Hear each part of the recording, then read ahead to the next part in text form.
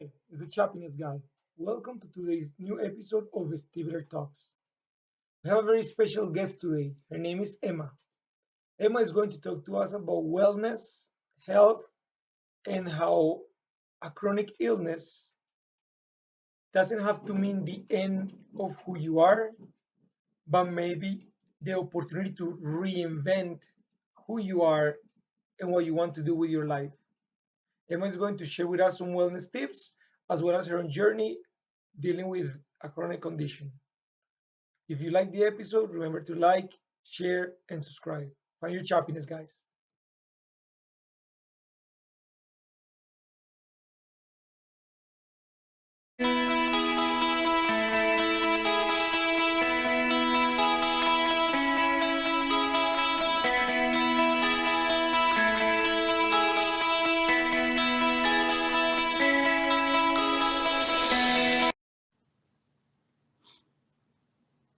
All right, Emma, welcome to this episode of Vestibular Talks. How are you today? I'm very well, thank you. How are you? Great. Thank you for taking the time to join us to share a little about your journey and to talk to us about a lot of very important topics that we're gonna get into. So, Emma, tell us a little about who you are. So I'm Emma. I am 32. I live in Sheffield in the north of England. Yeah, and I currently have a few different jobs that I've kind of built myself back up to doing. So I work for an educational publisher online. That's like a kind of at home and sometimes in the office kind of job. I'm a yoga teacher. And I'm just about to start to train to be a massage therapist. So I've got quite a lot going on at the moment. Nice. It seems like you are like your career path is about healing, like yoga teacher, massage therapist. These are professions that not only heal you but heal others as well. So that's very nice. Yeah, absolutely. Um, Emma, what about your journey with vestibular conditions? What is that like? How did it start? How long has it been? Tell us a little about that. So my diagnosis is vestibular migraine. However, there's been mentionings of other things like triple PD and a few other things along the way, but vestibular migraine is the thing that I kind of, I guess, associate with the most because it makes the most sense to me. So it started chronically, it was May 2018. So that's like 4 years ago now. And it was very sudden. Like I think a lot of people often say that it's literally overnight or in that moment even, and your whole life changes. I'd had a history of migraine, just kind of the regular, I say regular in inverted commas because I know no migraine is just a regular one, but the ones that you would typically see, which would be like the kind of migraine with aura, and it would last a couple of hours and then it would go. So I do have a history of migraine, but not vestibular migraine. So I used to be a primary school teacher. So I was really stressed, really overworked. I wasn't really looking after myself. And I think all of the pressure that I was putting my body under was kind of the straw that broke the camel's back a little bit. I think I was always going to have them at some point. But I think if I'd have taken better care of myself, it might not have been as dramatic. So just over 4 years now with vestibular migraine. And yeah, it's been a bit of a journey. It's not been easy, but I'm in a pretty good place now, and I still have symptoms every day, but I've overcome quite a lot over the last 4 years. All right.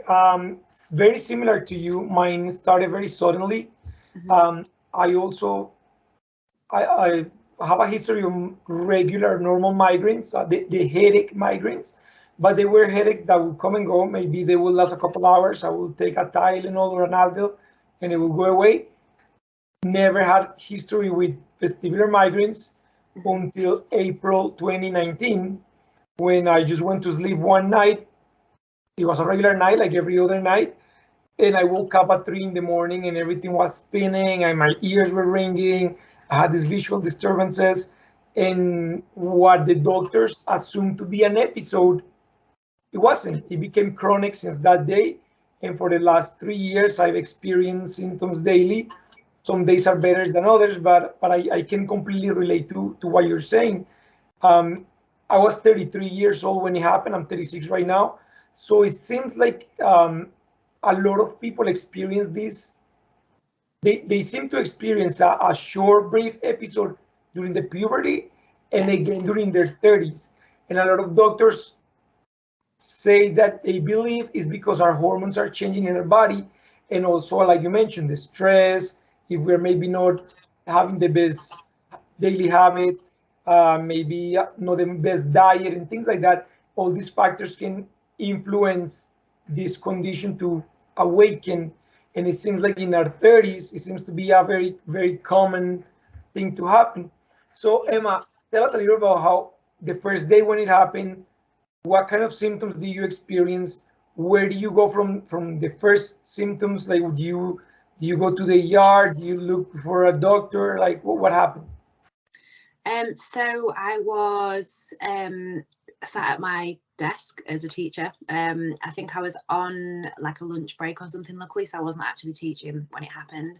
And I remember, I think I had my head down, I was like marking some books, and I just turned my head to one side, and I remember it so vividly, and everything just kind of went, whoa, like just had that moment, and I was like, oh, that was really weird. And then it was like this kind of dark shadow just came down, and in that instant I was like, my body, something's just changed in my body, like I don't know what it was, but it was like a switch had been flipped, and it was the visual disturbances was kind of the main thing straight away, and the vertigo imbalance when I was walking, and I think obviously I then became very anxious because I didn't know what was going on, and I think that then made it a whole lot worse. But it was weird, I wasn't overly concerned when it first happened, and I don't know whether a lot of people get this or if it's more dramatic for some people, but I was just kind of was like, oh, I think I'm just having an episode of something, like maybe I've got a stomach bug, maybe I'm getting a virus of some sort, I wasn't completely concerned because I was just thinking I'm probably just a bit run down. So I went home and went to bed and just tried to sleep it off, and the next day I woke up and it was still there, and I was like, okay, it's still here, still feeling weird. And the main thing that was feeling weird was the visual stuff. Like the other stuff was there, but the main thing that was freaking me out was not feeling like I was present, which I still get now, that kind of spaced out feeling. I think people describe it in so many different ways. But that was the weirdest thing. I remember turning to my mum and being like, Mum, I don't feel like I'm real. And she was like, of course you're real. And it was just so bizarre. And I remember over that weekend, it was just kind of, as the time was passing, I was like, this isn't getting any better. And something in my gut was just like, this is going to be a big journey. Like I just knew in my heart, as much as everybody around me was saying, oh, this time in a couple of weeks you won't even remember about this, I just knew, I just thought something's not right in my body, and it's gonna change quite a bit. So yeah, I went to my GP initially, just to like a regular doctor, and she was sort of thinking it might have just been just like a bit of a one-off episode of vertigo that would pass after a couple of weeks.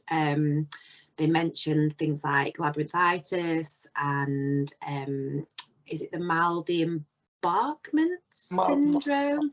Because I'd just been to Australia, which was obviously a lot of traveling, really big flight from England. So there was that kind of potentially as an issue as well. And then when it started to not really get any better, I felt like my doctor had done all she could. I then ended up going private and asking for an opinion of I think it was an ENT that I saw originally. But by that point, I was just so upset and so worried that I was in such a tangle. I don't think I was even taking on board what they were saying to me. So yeah, it was an ENT that I went to originally, but they didn't diagnose vestibular migraines. I didn't actually get that diagnosis until about a year and a half later. So it took a while. Emma, the one thing that you said that you didn't feel real, so it's called derealization and depersonalization. It's common for it's a common thing to happen to people that experience trauma or very stressful events. So our brain kind of protects itself by detaching from reality and it makes you feel like you're in a dreamlike state. Yeah. So it's one of the most scary symptoms, especially when you first experience it, because like you said, nothing feels real. It almost feels like your soul is above your body, watching your body act like it's a dream. So Yeah. it's very strange. It's hard to make sense of it, and it's hard to explain it to other people that haven't experienced it. So you and me, because we've experienced it, we know what we're talking about. But like you try to explain to your mom, I don't feel like I'm real. And to her, it's like, what are you talking about? And the same thing when I would tell my parents, my wife, my son, I'm like, I feel like I'm in a dream. I feel like I look at my hand, it's almost like they are not my hands. And they are like, are you high? Like, what do you mean? And I'm like, I don't know how to explain it. Like, I feel like almost like I'm watching a third person, like my soul is outside my body. And it's almost like I'm watching myself act in an every day. And yeah, so it's it's a common thing, yet it's a weird thing to try to make sense of.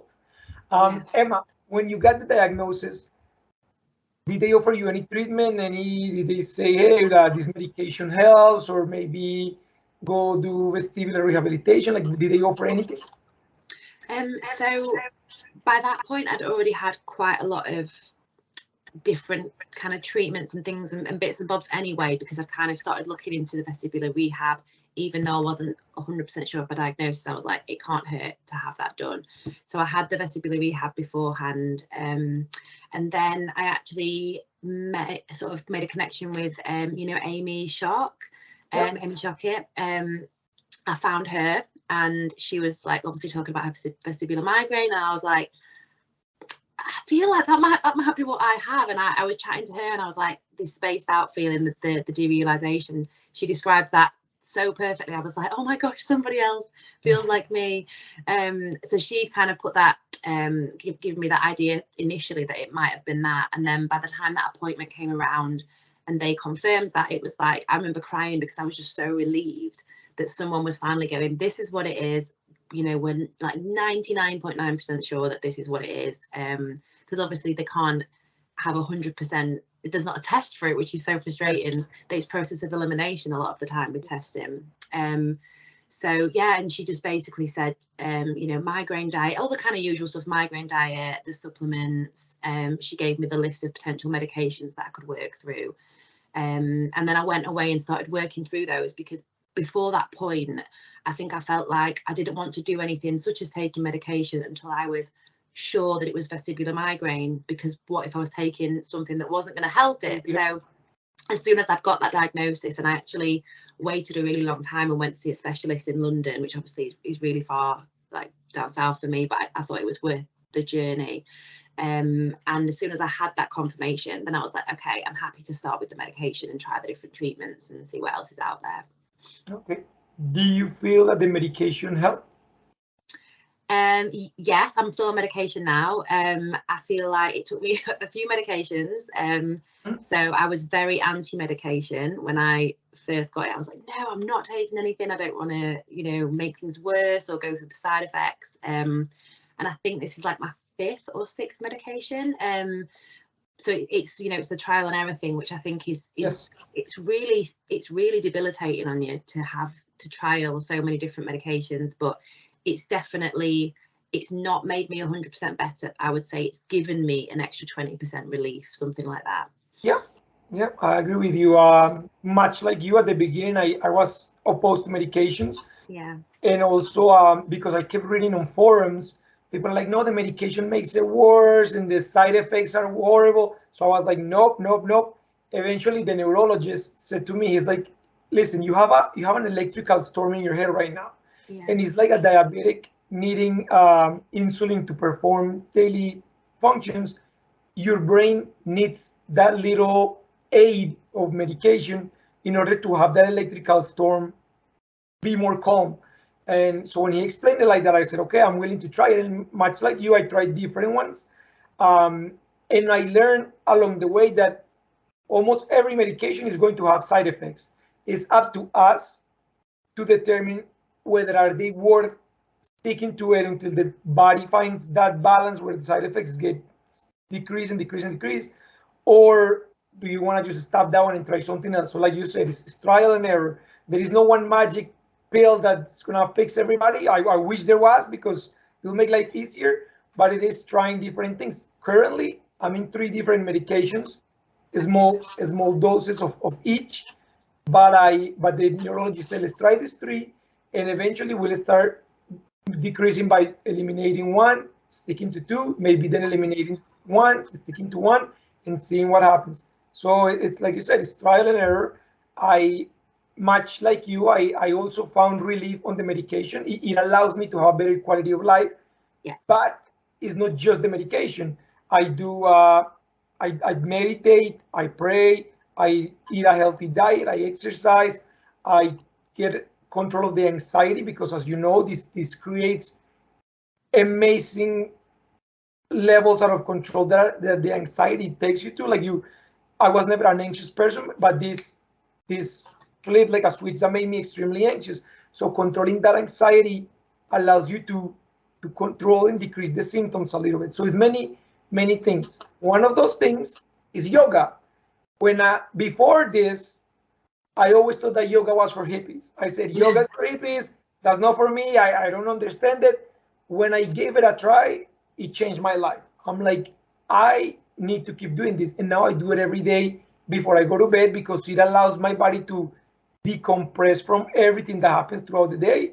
So I get a better night's sleep when I do yoga. If I skip it because I'm too tired or because I don't have time, I don't have the same quality of sleep than when I do yoga. I know you're very big into yoga. You're a yoga teacher. How did yoga get into your life, and how has it changed your life? I think for me, yoga is something that's always been there for me whenever I've had like a difficult time. Like even before the vestibular migraine stuff started, when I was a primary school teacher, I used to do a yoga class like once a week, and that was like a little bit of calm in what was like a really crazy, hectic life. And then during COVID, during lockdown, again, it was something that I came back to as like something I can do from home, something that felt, accessible. And then when I first started with the vestibular migraine symptoms, it was one of the first exercises that I could actually allow myself to do, because it felt safe, it was slow, it was, within my control, it wasn't jumping around and, loads of stimulus. It was just me on my mat, taking it at my own pace. And I think then when I reflected and I looked back and I thought, oh my gosh, it's had such an impact on me at such key moments in my life. And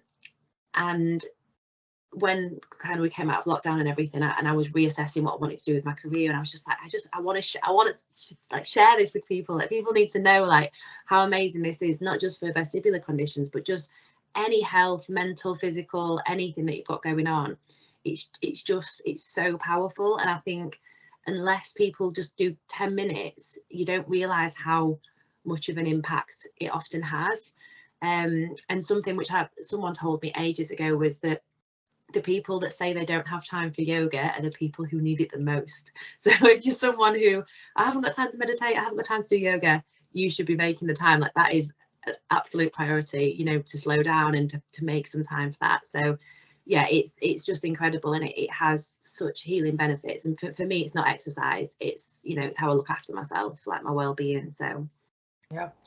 Emma, a lot of people, when I tell them that I do yoga, people that have vestibular conditions, they tell me, how do you do it? They are like, I cannot do it because it makes me more dizzy. And I tell them, well, you have to find the flow of movement that allows you to feel good. And slowly you start challenging yourself to more complex positions or movements that eventually you get more used to them and you don't feel as dizzy. So, for example, the cat-cow position that you flex your back, and that's one that I find that it was easy for me to do. But the downward dog, where you put your hands and you go into like this triangle position, at the beginning was very challenging for me because your head's tilted down. So I felt that I got more dizzy, but slowly I started getting better and better at it. And now it's one of the positions that I do every day. So what would you say to someone that says, no, I can't do it because it makes me more dizzy? How will you motivate them to start doing it in a way that is safe for them and that they don't feel that they have to do all these different complex movements? Yeah, so I mean, first of all, I think I would say initially to avoid going to like a big class where there's going to be, you know, pressure to keep up at a certain pace. Not that, you know, yoga classes shouldn't be like that, but as a human, you instinctively just want to keep up with everybody around you. So I think starting off by doing something from home is going to be the best sort of starting point. Doing 10-minute sessions, you know, on YouTube, there are plenty of sort of 10-minute yoga videos that you can take part in, and then it's just kind of having these little techniques up your sleeve, and I share a lot of these on my yoga page as well, but it's things like, you know, in certain positions you can stand with your legs wider and really spread your toes out, and it gives you more stability. If you're coming to stand up out of a forward fold, for example, keeping your eyes closed to the very last moment and then opening them, rather than it's little techniques like that that will just allow you to find that little bit of steadiness. And then I think the biggest thing for me is just that repetition. So similar with vestibular rehab, over time, I was the exact same as you were just saying. You know, when I first started it, I was like, there's no way I'm going to be able to put my head upside down. And now, obviously, I'm a yoga teacher. I teach classes all the time. My head's upside down. I'm stood in front of people teaching. And I thought I'd never get to that point. And I still have moments where I get, you know, dizzy in a class, but you know, I just tell everyone to take some deep breaths while I just find my balance again. And equally, you know, it's not just people with vestibular disorders that will wobble in yoga. You'll find all sorts of people wobbling all over the place. So quite a lot of the time you feel like it's just you, but actually when I look around a room when I'm teaching, there's people wobbling all over. So I think, yeah, my main tips would be kind of the repetition, starting off slow and from home, and then picking up a couple of little techniques that can help you feel a bit more stable in certain poses. I think it's beautiful how you, suffering from a condition that affects the balance, find a way to master balance and teach it to others. It's such a, it's like a beautiful contradiction that just works. Like it just works. Emma, something that goes hand to hand with yoga is meditation. Mm-hmm. That's another aspect that some people tell me I cannot meditate because I can just not sit there for half an hour with my thoughts. And I tell them meditation looks different to everybody. To some people, it can be, for me, I do it different ways. Sometimes I sit down and I just think. Sometimes I sit down and listen to classical music. Sometimes I sit down and do breathing exercises. Sometimes I sit down and hum, just for a while, deep breath, hum again.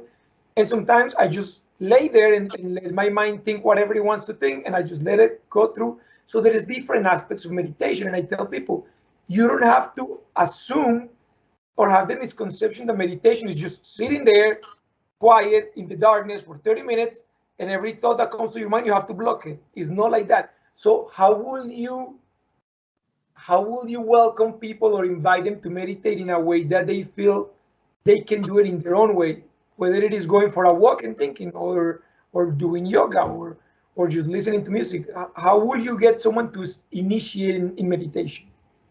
Yeah, so I think this is like a huge thing with a lot of people, is that it feels like it's something that's not very appealing. Like, you know, who wants to just sit there and do nothing?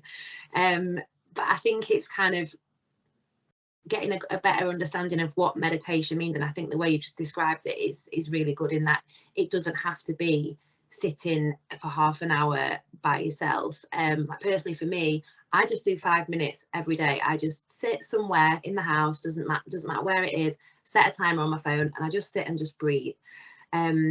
But another really important thing to note is that with meditation, in order to get to that kind of state where you can sit and meditate, kind of one down from that would be finding something which you can concentrate on, just one thing, something that you think will mean that your mind goes nowhere else. So that could be gardening, it could be singing, it could be going for a walk, it could be whatever you do, that when you're doing it, nothing else gets into your mind because you're so focused. That in itself is a meditation. Yeah. So, and it's the same with yoga. So when I'm teaching yoga, for me, that's a moving meditation, and it often is described as a moving meditation because there's no way I can think of what I need to get from the shops, or what I need to do when I get home, or what I'm worrying about from work, because I'm just concentrating on where's my hand, where's my arm. So anything that allows you to kind of just zone in on something for a period of time could be a really nice way to get into. What could be painting, it could be writing, there's so many things that meditation could be.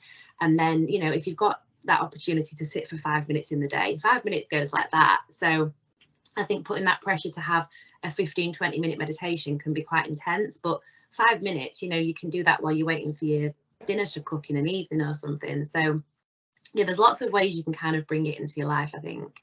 Yeah, I agree. Emma, have you heard of the VIDA, the Vestibular Disorder Association? Yes, I'm an ambassador on there, yeah. You are, nice. I am as well. This will be interesting, maybe something for future years, but I think for like Balance Awareness Week is happening here pretty quick. Yeah. I think that what would be really cool is maybe for the future, we could partner up with VIDA. Well, you could partner up with VIDA to do for Balance Awareness Week, a yoga session, a yoga class in a video where DC people can just tune in at whatever time, and you guide us through your yoga exercises, because you live a vestibular condition yourself. You will be able to guide us, but with exercises that are easier for us to do. So I think that could be a future possibility to maybe get more people involved with yoga and with Balance Awareness Week as well. They kind of connecting everybody together. Yeah, absolutely. Yeah, I mean, I've done a couple of like little dizzy yoga sessions where I've done it structured for people with any sort of dizziness, really. But I would like to do something that's a bit, you know, on a bigger scale that more people can access, because like I was saying before, it could just be that you go to a couple of sessions and then actually that confidence suddenly comes and you think, oh, I can actually do this. So yeah, that would be a great idea. Yeah. Emma, how did this vestibular condition change your family life, social life, and professional life? So I think it's changed everything in every possible way. I am a completely different person to the one that was there 4 years ago, and hand on heart, if I could go back in time and change anything, I wouldn't, because the appreciation and the gratitude that it's given me for life, everything that I've got in it, you know, it made me reevaluate my health, what I was doing for my job, you know, what's really important and what I can and what I sort of should be doing with my life. I think, you know, it's been such a struggle over the last few years, so that probably sounds like a really strange thing to say, that it wouldn't change anything, but I honestly, it's literally changed the path of my life in so many ways. And there are definitely days where I'm really disappointed because I don't feel up to going out and socializing with friends, or, you know, I have to, you know, change plans last minute, or I have to,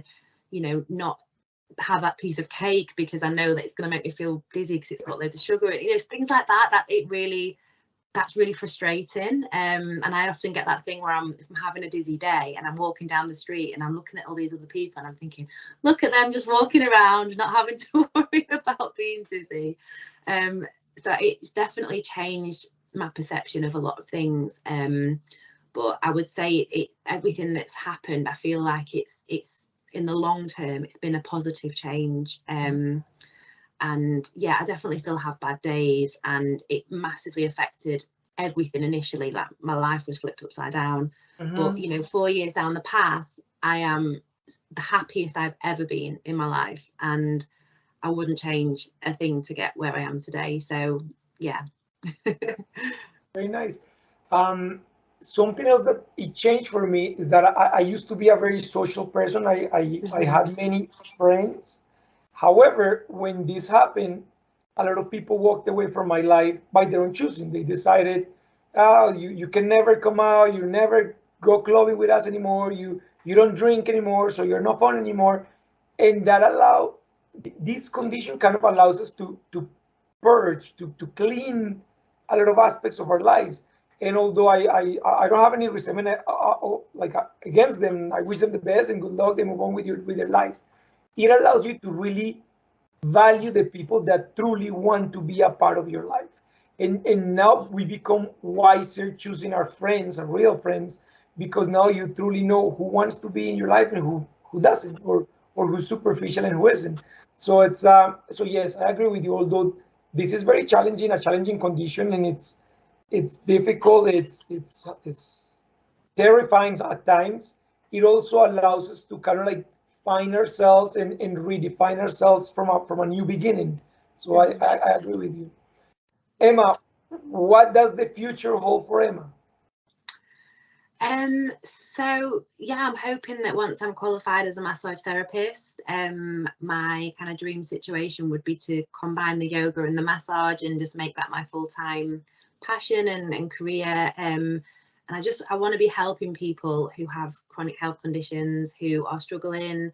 You know, if people have vestibular disorders, if there's something that I can do to help them, I feel like I'm in this position where I've got this experience that I can give to other people, and I can relate to people that are going through something. And I know that, you know, a lot of the time the options are, you know, medication and, you know, things that people find quite difficult to start.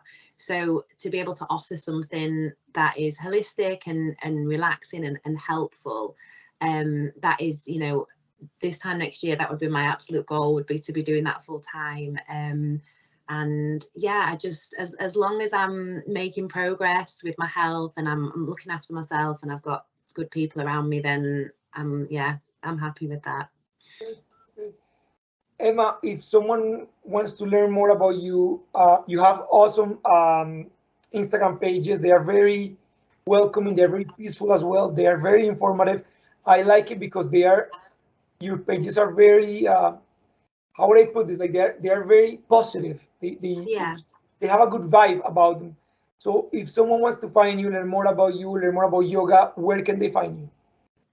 So I've got an Instagram page which is just Emma Lee Yoga.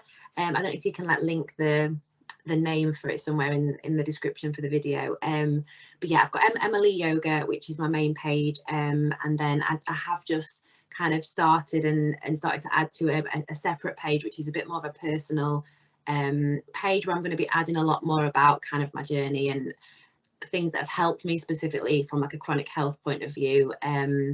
But yeah, so Instagram's the best place to catch me, but I'm always happy. I've got an email address as well if people ever want to reach out, and I'm honestly so happy to chat to anybody that is going through this, because I know it's one of the hardest things that people probably have to go through. So if I can be helpful in any way, then yeah, please do reach out.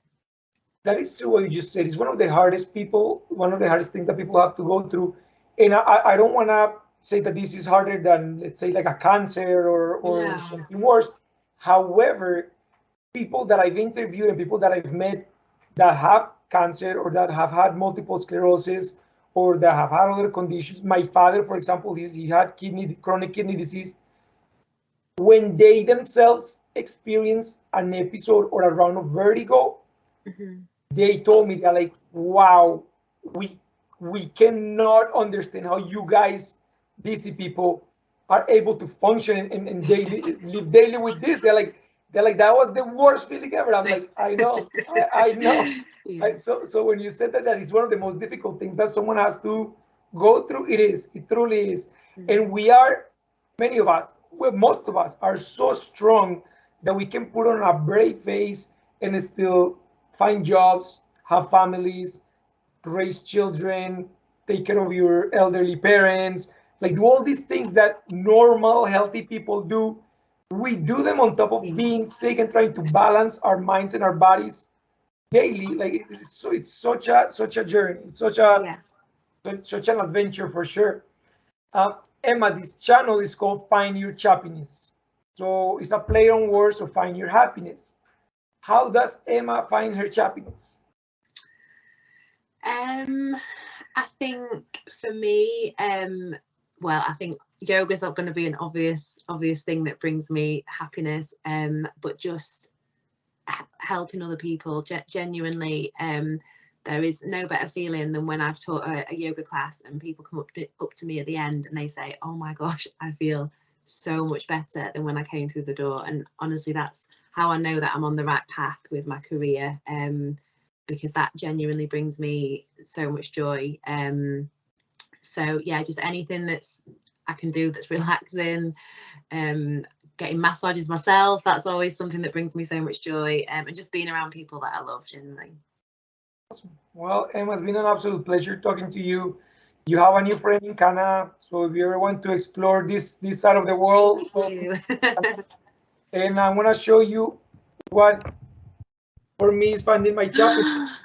Oh my gosh! Those guys right there. I'm so jealous. I'm so jealous. I need some pets in my life. They are a great support. They are, of course, Oh wow! a great support, but and God, of course, but the dogs, they follow me everywhere. They know that if I'm not feeling well, they just cuddle with me.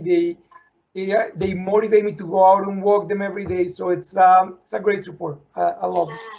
Amazing. Yeah, they're gorgeous. I'm so jealous. I've always wanted a dog. Right, Emma. Well, it's been an absolute pleasure, and I hope we can maybe do this again in the future so you can tell us more about massage therapy and about how your journey is going and about your life in general. Yeah, absolutely. Thank you so much. It's been so nice chatting about everything. Right. Thank you. Bye, Emma. Thank you so much. Bye.